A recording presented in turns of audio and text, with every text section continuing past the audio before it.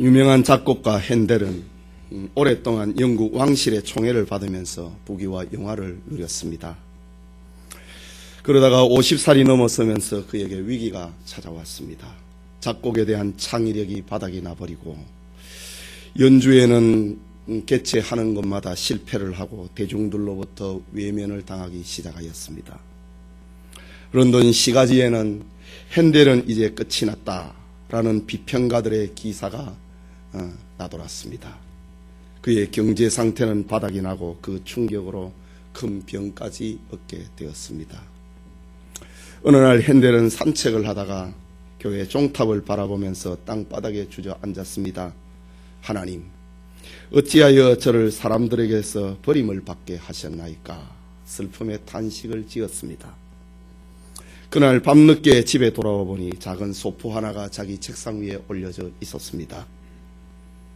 그것은 찰스 제넨스로부터 온 우편물이었는데 자신이 쓴 오라토리오 가사에 작곡을 부탁한다고 하는 짧은 편지가 거기에 놓여 있었습니다. 핸델은 가사를 훑어보면서 삼류 시인인 주제에 하나님께서 영감을 주셨다고? 나에게 격이 있는 오페라 대본이라고 하는 그런 것을 부탁을 해야지, 이런 성가곡 쪼가리를 부탁하다니. 그는 중얼거리면서 불쾌한 마음으로 가사를 뒤적거리기 시작했습니다. 그러다가 그의 눈이 한 곳에 머물렀습니다. 그는 사람에게 멸시를 당하였고 버림을 받았으며 자기를 긍휼히 여길 자를 찾았지만 위로해 줄 자가 없었다라는 이사야서 53장의 글귀가 거기 있었기 때문입니다. 핸델은 마치 그 대목이 자기의 형편하고 너무 다 같았습니다. 자기의 마음을 표현해 놓은 것만 같았습니다. 그때의 이상한 영감이 불릴듯이 그의 가슴에서 올랐습니다. 예수님께서 이런 고통을 당하셨다니. 그는 기도했습니다. 정신을 가다듬고 작곡을 시작했습니다. 그는 밤과 낮을 가리지 않고 예수님의 일생에 대한 가사를 악보로 옮겨놓기 시작했습니다. 그는 이사야 53장에 나타난 예수님의 고난 부분을 작곡을 하다가는 그는 펜을 멈추고 한없이 울기도 했습니다. 드디어 24일째 되는 날, 기적적으로 24일 만에 할렐루야 합창곡으로 그 곡을 완성하게 됩니다. 이렇게 탄생한 노래가 세상에서 가장 위대한 오라토리오 메시아라는 곡입니다. 핸델은 메시아 곡을 완성을 하고 고백을 하기를, 내 앞에 열린 천국문을 보았노라. 나는 위대한 하나님을 만났다. 오, 하나님이 나를 찾아오셨구나 라는 감격의 기도를 하게 됩니다. 여러분, 핸델의 메시아 곡은 바로 자기를 회복시켜 주었고 수많은 사람들을 하나님의 영광의 세계로 인도하였습니다. 사람들로부터 외면당하고 버림받고 실패와 절망에 빠져있는 핸델이 일어서게 된 계기는 바로 그리스도의 고난과 버림받음이라고 하는 내용이었습니다. 성도님, 지금도 그리스도의 고난을 발견하면은 그리스도의 영광에 참여하는 회복의 이야기가 우리 가운데 이루어집니다. 여러분의 삶에 그리스도의 고난을 통하여 회복의 역사가 일어나기를 소원합니다. 이 시간 그리스도의 고난을 예언을 한 이사야 선지자의 예언, 그리스도의 고난을 예언을 한 그는이라는 제목으로 하나님의 말씀 받고자 합니다. 첫째로 그는 메시아 예수입니다. 이사야 53장의 주인공인 그는이라고 하는 말은 바로 예수님을 말하고 있습니다. 이사야 53장의 주인공은 바로 그입니다. 그는 바로 예수님입니다. 그래서 이사야 53장 전역에서 그는이라고 하는 말로 가득 차 있습니다. 2절에 그는 주 앞에서 자라났다. 3절에 그는 멸시를 받았다. 그를 귀히 여기지 아니하였다. 4절에 그는 실로 우리의 질고를 가졌다. 그는 징벌을 받았다. 5절에 그가 찔림은, 그가 상함은, 그가 징계를 받음은, 그가 채찍에 맞음으로, 그가가 연속됩니다. 6절에는 우리 무리의 죄악을 그에게 담당시키셨도다. 7절에 그가 곤욕을 당했다. 그 입을 열지 아니했다. 8절에 그가 곤욕과 신문을 당했다. 9절에 그는 강포를 행치 아니하였다. 그 입에 괴사가 없었다. 그 무덤이 악인과 함께 되었다. 그 묘실이 부자와 함께 되었다. 10절에 여호와께서 그로 상함을 받게 하셨다. 그 영혼을 속건 제물로 그가 그 시를 보게 될 것이다. 또 11절에는 그가 자기 영혼에 수고한 것을 보고, 12절에는 그로 존귀한 자와 함께 그가 자기 영혼을 버려 그가 많은 사람의 죄를 지며 범죄자를 위하여 기도했다 라고 합니다. 이렇게 이사야 53장에는 그가 라는 말이 이렇게 연속됩니다. 하나님의 영감을 받은 선지자 이사야는 그라고 하는 말로 장차 이 세상의 육체를 입고 세상에 오실 예수님에 대해서 예언한 것입니다. 특히 2절을 보면은 그는 주 앞에서 자라나기를 연한 순 같고 마른 땅에서 나오는 줄기 같았다 라고 예언합니다. 이것은 가뭄으로 죽어버린 고목나무에서 나오는 줄기와 같은 것입니다. 이 말은 예수님은 위대한 역사적인 배경을 가지고 태어나신 분이 아니라는 말입니다. 예수님은 몰락한 유다왕과 다윗의 후손 가운데서 태어나셨습니다. 예수님 당시에 유다는 저 로마의 식민지가 되었고 주권을 빼앗겨버린 처지였습니다. 예수님이 자란 곳은 저 나사렛이라고 하는 저 팔레스틴에서 가장 천박하고 거친 사람들이 살고 있는 동네였습니다. 주님의 제자들 역시 무식한 갈릴리의 어부들이 대부분이었습니다. 그야말로 마른 땅 같고 무시되고 고통당하는 역사적인 배경을 가지고 예수님이 이 땅에 오셨습니다. 계속해서 2절에는 그는 고운 모양도 없고 풍채도 없은즉 우리의 보기에 흠모할 만한 아름다운 것이 없도다 라고 합니다. 주님은 보잘것없는 용모를 가지셨다는 말입니다. 우리가 예수님에 대한 그 영화를 보면은 아주 미남을 가지고 턱수염을 하고 계시는 그런 예수님으로 영화사에는 그림을 그립니다. 그러나 요한복음 8장 57절에 보면은 그의 용모는 보잘것없었다라고 합니다. 그의 가문이나 그의 명예나 그의 사회적인 장점도 별로가 없었습니다. 별로 알아주지 않는 목수 출신이었고 아버지가 일찍 돌아가셔서 자기가 가장으로서 가족을 돌보아야 되었던 예수님이셨습니다. 이것은 범죄하고 타락한 인간들을 멸호시킬 만한 매력이 예수님에게는 없었다는 말입니다. 사람들은 고상하고 지고한 논리를 가진 사람들을 좋아합니다. 일반적으로 사람들은 빵을 위한 철학과 사상과 종교를 좋아합니다. 세상의 모든 인본주의 종교와 인본주의 사고의 원리는 빵을 추구하는 것입니다. 명예를 추구하는 것입니다. 쾌락을 추구하는 것이 세상에 매력을 주는 것입니다. 그러나 예수님은 고운 모양도 없고 풍채도 없는 자처럼 주님은 사셨습니다. 주님은 말씀하시기를 누구든지 자기 십자가를 지고 나를 따르라 라고 했습니다. 세상 사람들이 누가 예수님의 이 말씀 앞에 자기 십자가를 지고 나를 따르라고 하는 이 말씀 앞에 매력을 느낄 수 있겠습니까? 주님이 말씀하셨습니다. 어미나 아비나 어미를 나보다 더 사랑하는 자는 내게 합당하지 아니하고 아들이나 딸을 나보다 더 사랑하는 자도 내게 합당하지 아니하다고 말씀하셨습니다. 이 말이 세상에 누구에게 매력을 줄 수 있는 말입니까? 3절에는 그는 멸시를 받아서 사람들에게 보지 않음을 받은 자 같았다. 보지 않음을 받은 자 같았다.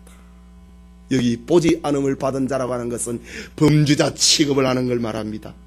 전염병자 취급을 하는 걸 말합니다. 전염병 걸린 사람은 보기를 싫어합니다.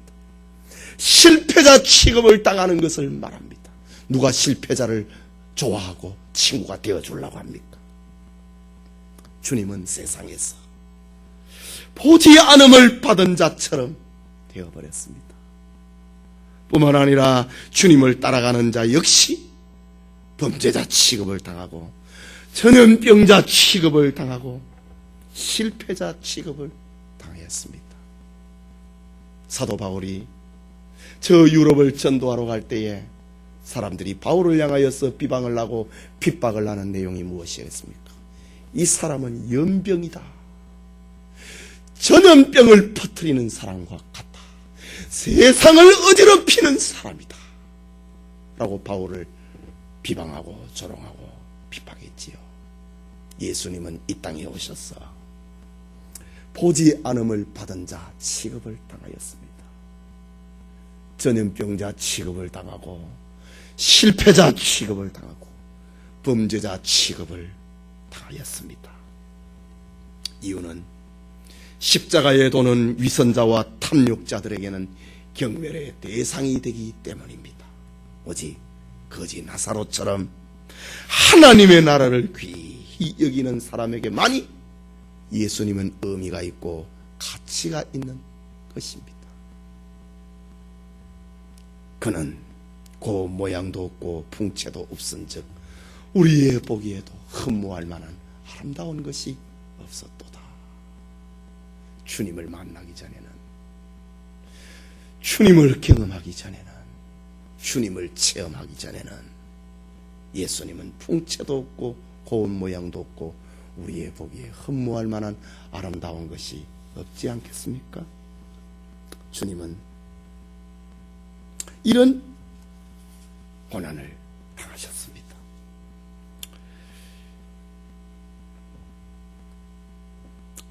둘째로 주님은 고난의 종이었습니다. 땅 위의 모든 사람들은 수고와 슬픔의 생애를 살고 있습니다. 그것은 당연한 것입니다. 이유는 그것이 죄로 인하여 찾아온 결과이기 때문에 그렇습니다. 그러나 주님은 고난을 받을 이유가 없는 분입니다. 주님은 죄를 범하지 않는 분이기 때문입니다. 아니, 주님은 죄를 범하실 수가 없는 분입니다.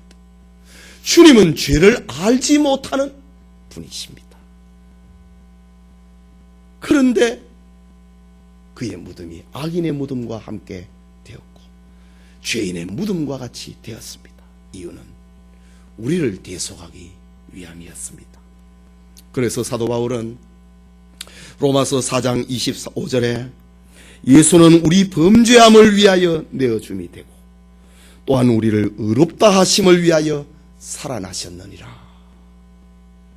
전적으로 예수님은 의인이셨고 죄가 없으신 분이었고 죄를 지으실 수도 없는 분이고 죄를 알지 못하는 분이었는데 우리를 위하여 내어주심이 되고 우리를 위하여 다시 살아나신 분입니다.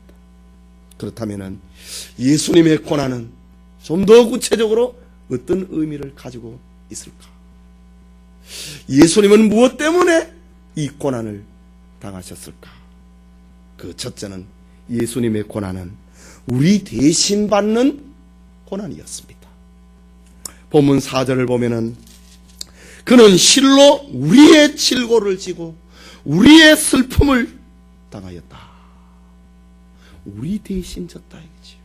5절에 그가 찔림은 우리의 허물을 인함이요 그가 상함은 우리의 죄악을 인함이라. 그가 징계를 받음으로 우리가 평화를 누리고 그가 채찍에 맞음으로 우리가 나음을 입었도다 라고 합니다. 다시 말합니다. 예수님은 우리의 질고 때문에, 우리의 슬픔 때문에, 우리의 허물 때문에, 우리의 죄악 때문에 대신 당하신 고난이었습니다. 여러분, 우리는 다 양 같아서 그러댕하여 각기 제 길로 가버린 인간입니다. 바로 하나님을 떠난 불순종한 죄인이고 불신앙하는 죄인이고 하나님 앞에 배신자요 하나님의 은혜를 모르는 배은자요 하나님을 배반한 자요 하나님 앞에 배역자였습니다. 그런데 주님이 우리 대신에 이 고난을 당하셨다. 그래서 6절에는 여호와께서는 우리 무리의 죄악을 그에게 담당시키셨도다 라고 합니다. 우리 대신 우리가 짊어져야 되는 것, 우리의 질고 우리의 슬픔 우리의 허물 우리의 죄악을 대신 짊어지시고 고난 당하셨습니다. 둘째로 예수님의 고난은 대신 고난에서 한 걸음 더 나아가서 대속의 고난입니다. 대속입니다.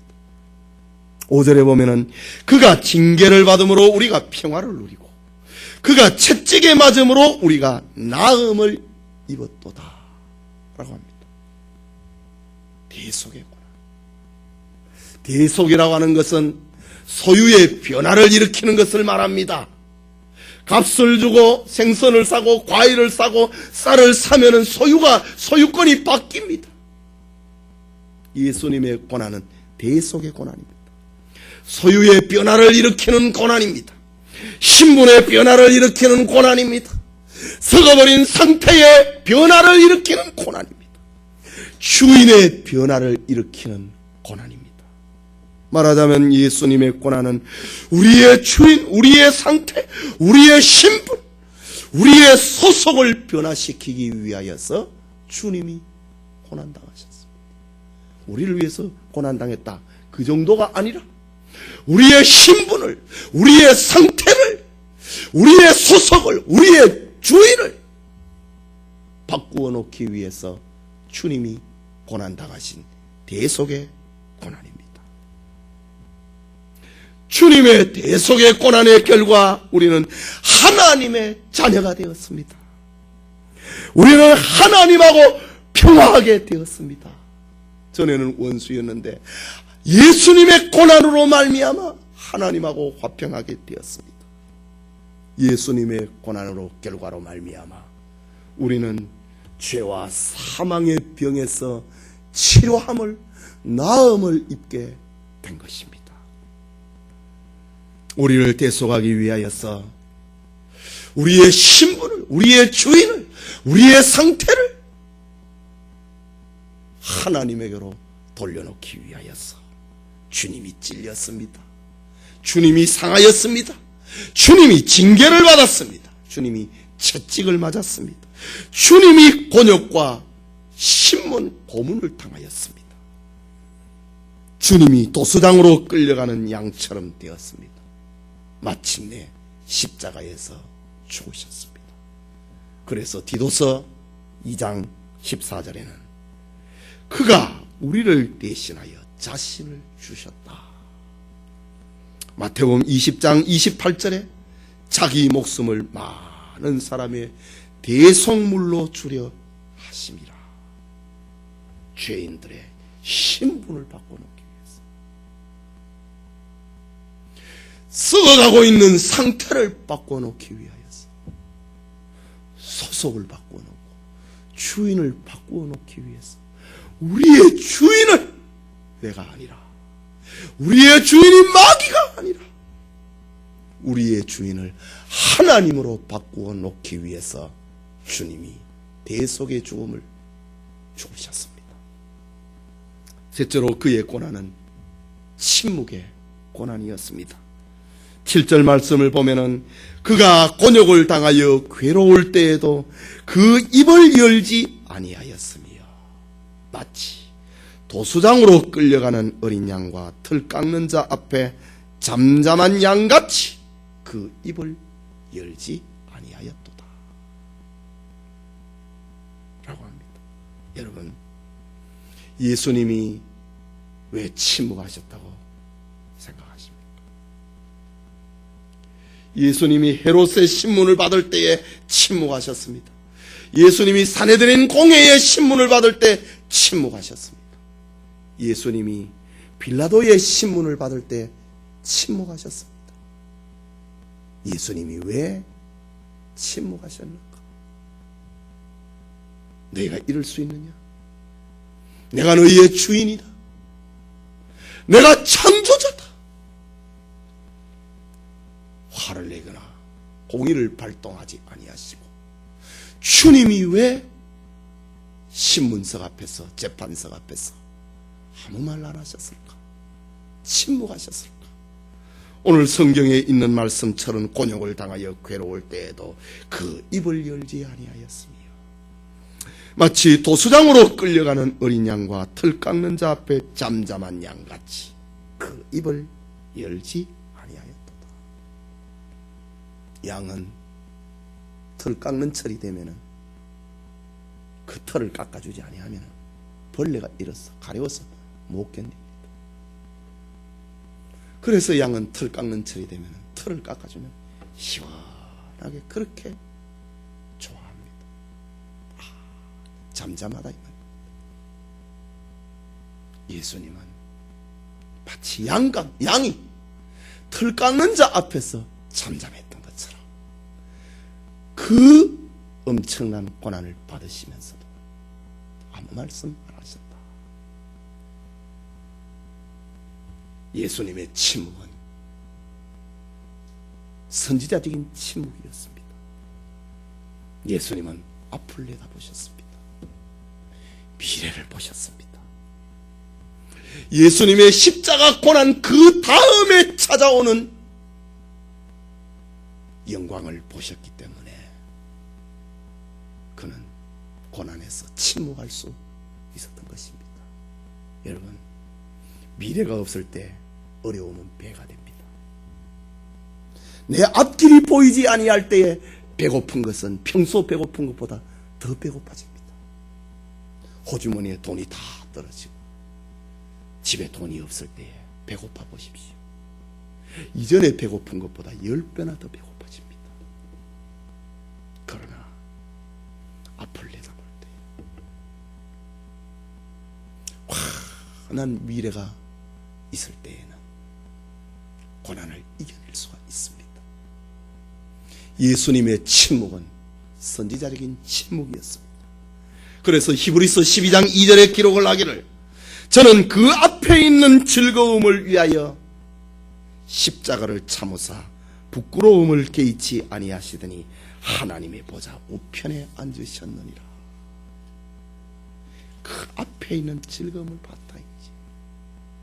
예수님이 십자가 죽으심으로 말미암아 자기 백성을 구원하는 그 영광을 보았고, 예수님이 십자가의 고난을 통하여서 하늘에서 주님의 고난을 위하여서 고난을 통과하고 하늘나라로 다시 올라오시는 그 영광스러움을, 하나님 보좌 우편에 앉으신 그 영광을 주님이 보셨습니다. 이런 선지자적인 해안이 있으셨기에 주님은 침묵할 수 있었던 것입니다. 또 하나 예수님의 침묵은 왕적인 침묵입니다. 왕은 함부로 말을 내뱉지 않습니다. 요즘 텔레비에 보면은 그 토요일 주말에 징비록이라고 하는 임진왜란을 배경으로 하고 있는 드라마가 있습니다. 유성룡이가 임진왜란을 겪고 난 다음에 이 큰 환란, 징계를 받은 것과 같은 이 큰 환란을 겪고 난 다음에 이 나라의 백성들이 교훈을 삼아야 된다. 글로 남겨놓은 것이 징비록이고 요즘 드라마로 상영이 되고 있습니다.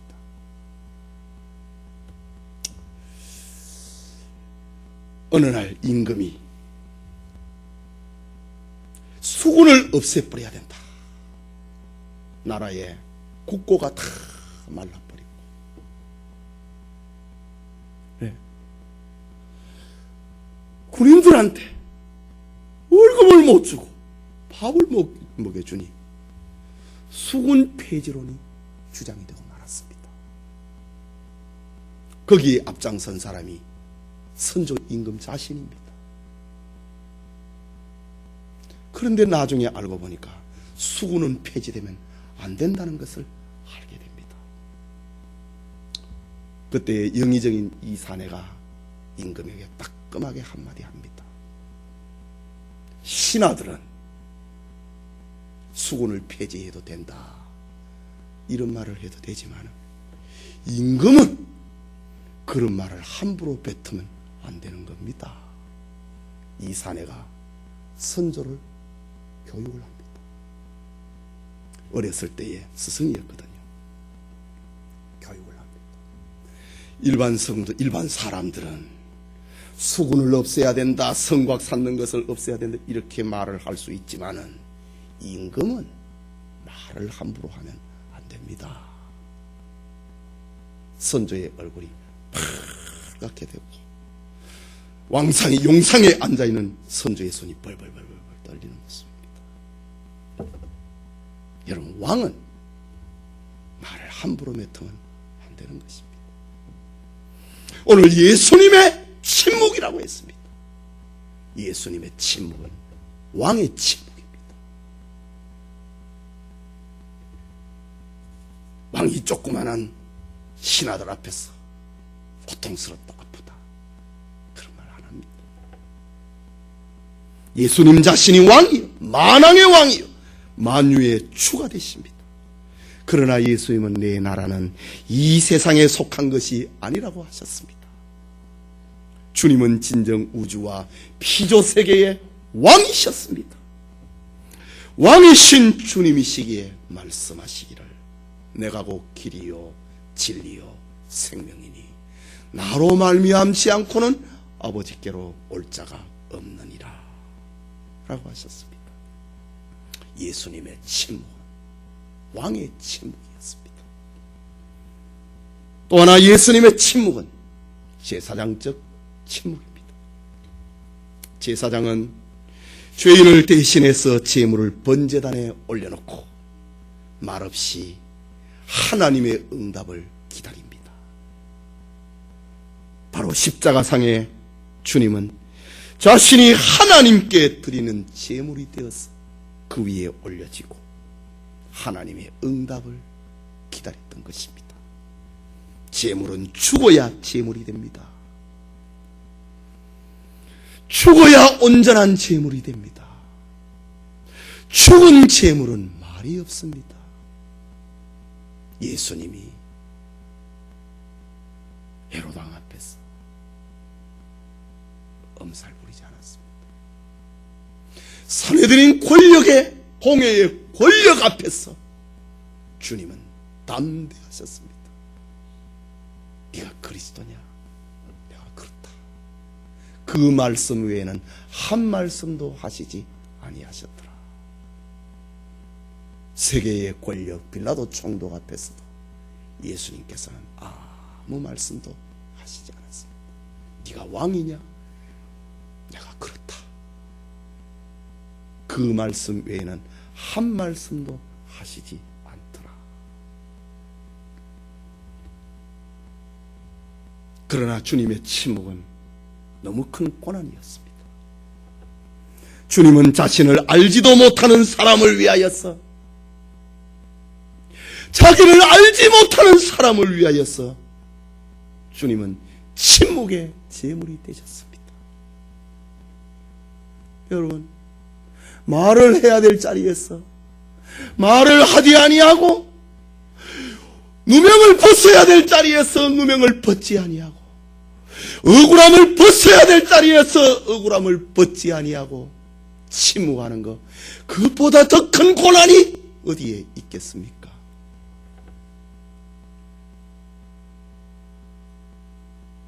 주님의 고난은, 침묵의 고난은 고난 중에 고난이었습니다.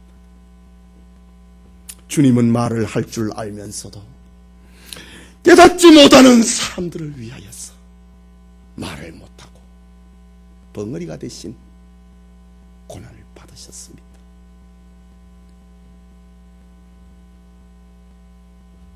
마지막으로 그의 고난은 목적이 있는 고난이었습니다. 10절에 보면은 여호와께서 그로 상함을 받게 하시기를 원하사 질고를 당케 하셨은즉 그 영혼을 속건 제물로 드리기에 이르면, 그 다음에 나오는 말, 그가 그 시를 보게 될 것이요 그 날은 길 것이요 또 그의 손으로 여호와의 뜻을 성취하리로다 라고 했습니다. 여기 상함을 받았다, 실고를 받았다, 속건 제물이 되었다. 그 결과는 시를 보게 된다. 여러분, 시가 무엇입니까? 생명입니다. 시는 생명의 상징입니다. 예수님의 고난당하심, 예수님의 죽으심으로 말미암아 죽었던 죄인들이 살아나는 목적이 이루어지는 고난이었다는 말입니다. 또 그 날은 길 것이다. 그가 상함으로, 그가 질고를 받음으로, 그가 속건 제물이 되심으로 그 날이 길게 되었다.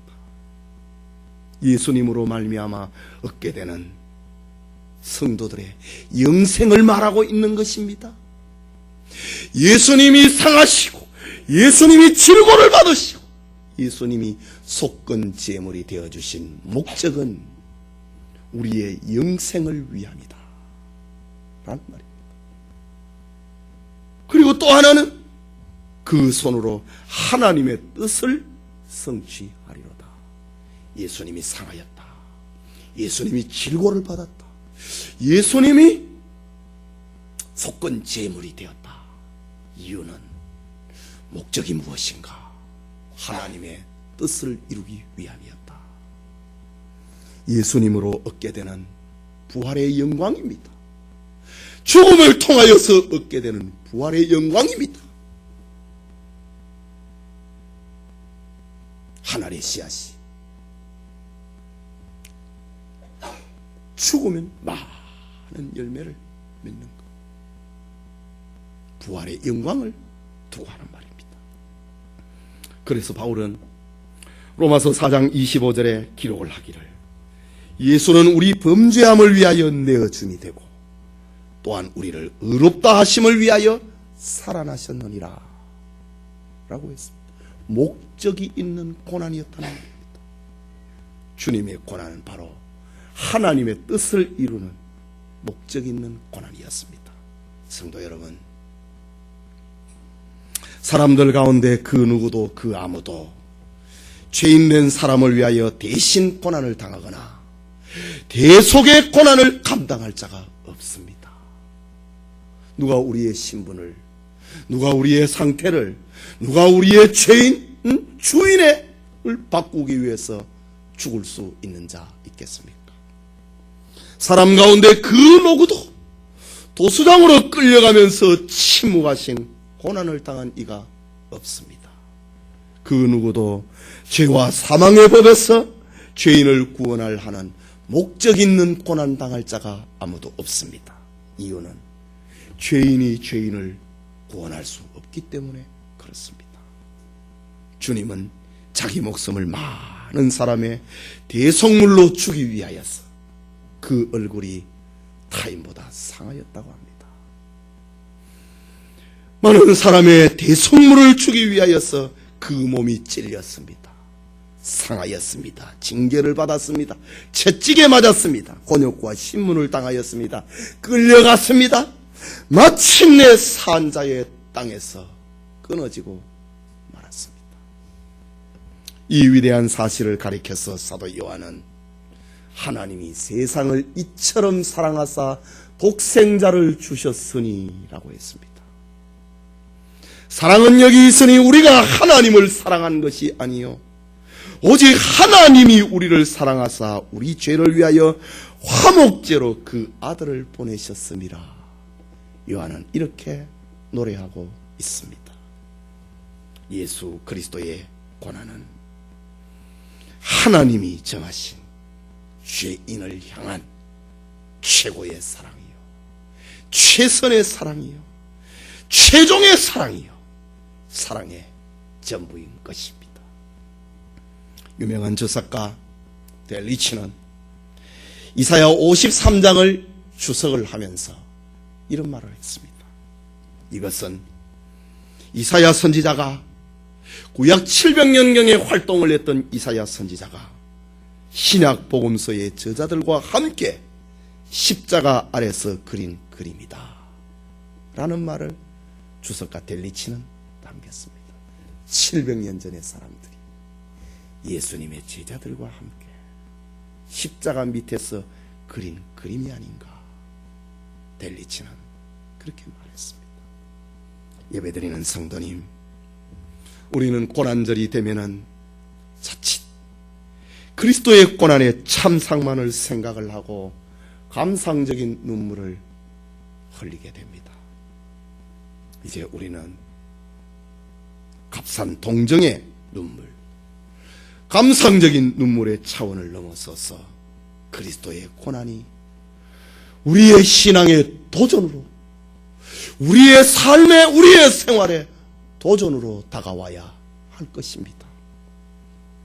여러분, 오늘날 자기의 요구만을 채우려고 하고 자신의 욕구만을 채우려고 신앙의 길을 가는 사람은 단 한 번도 구주 되신 주님을 만나본 적이 없는 사람이라 말해야 될 것입니다.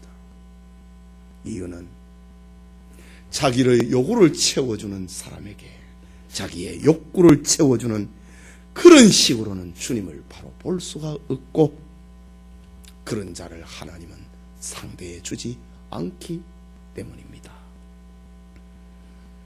우리는 예수님이 십자가에 죽으신 이 고난절에 우리를 위해 구원을 계획하신 하나님의 무한한 사랑에 감사해야 할 것입니다.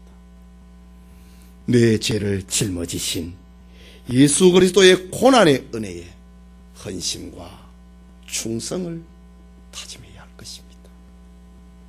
그리고 사랑의 줄로 이끄시는 성령의 역사 앞에 우리 죄를 끊고 주님을 따라가기로 작정해야 할 것입니다. 우리를 위하여 자신을 주신 주님의 은혜가 우리 모두와 함께하기를 소원합니다.